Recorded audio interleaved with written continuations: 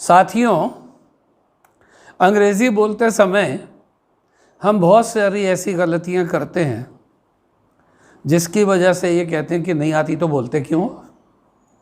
मैंने आपके लिए इस कंटेक्स्ट में 500 सेंटेंस ऐसे ढूंढे हैं जिनको अगर आप रट भी लेंगे तो आप शेक्सपियर से भी और टेनिसन से भी अच्छे स्पीकर हो जाएंगे। और उसका पहला रॉन्ग सेंटेंस है, आपकी दृष्टि से तो वो राइट होगा। Mister Bakshi is my teacher of, mister Bakshi, इसको ये ऐसे लेंगे,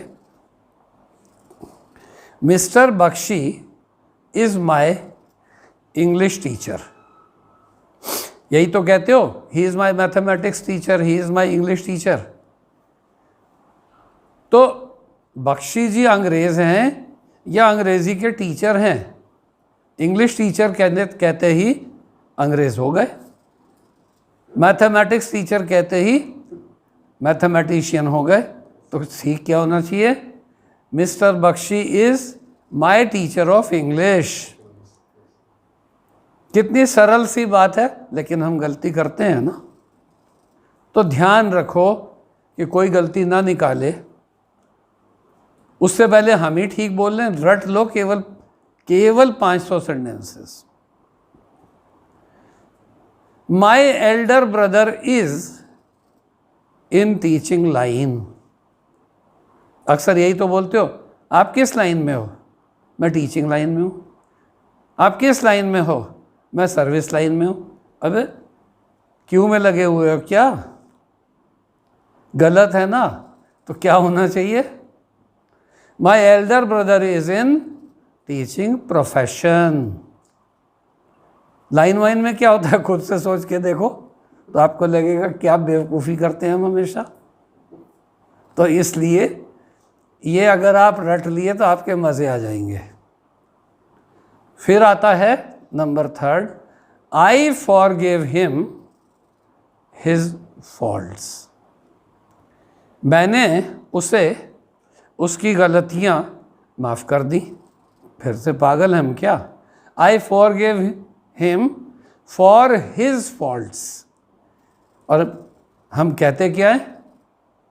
I forgive him his faults, I forgive him for his faults. भाई जरा सा अंतर है, लेकिन अब आपको सुनते ही समझ में आ रहा होगा यार बात तो ठीक है। अगली बात,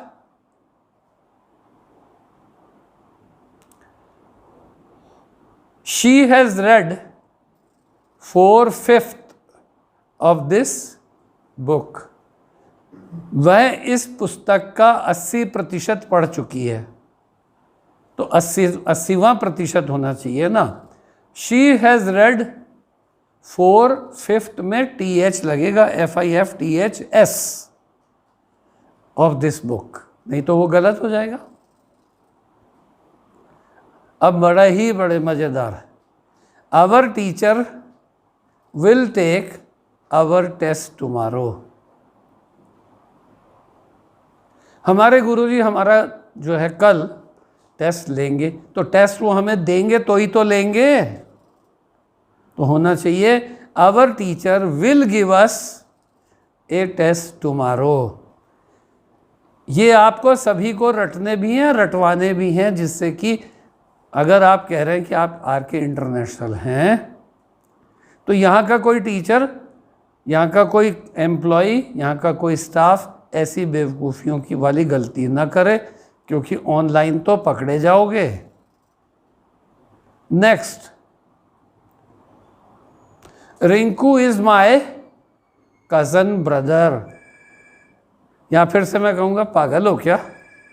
रिंकू इज माय कज़न कहते हुए आपको क्यों जोर पड़ नहीं रहा? सीधा कहिए ना, Rinku is my cousin. Cousin का मतलब ही होता है चचेरा, ममेरा, फुफेरा, मसेरा।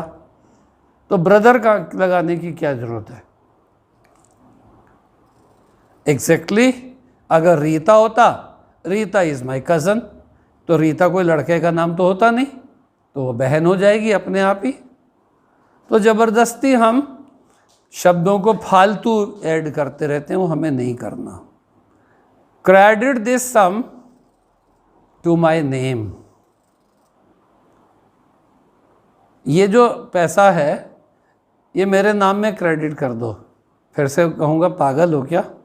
Credit this sum to my, account में क्रेडिट करोगे या नाम में क्रेडिट करोगे? तो take care. Next, all his family members are wise. नहीं, ऑल हिज फैमिली मेंबर्स नहीं, all the members of his family are wise. Then comes he is very miser in nature। Very miser नहीं, miser तो खुद ही adjective है, तो he is miserly in nature, he is miserly in nature होगा। He is very greedy in nature नहीं, he is greedy in nature. तो that way अगर हम ये छोटी छोटी बातें ही ध्यान रखें, my all friends are very helpful, my all friends नहीं, all my friends are very helpful.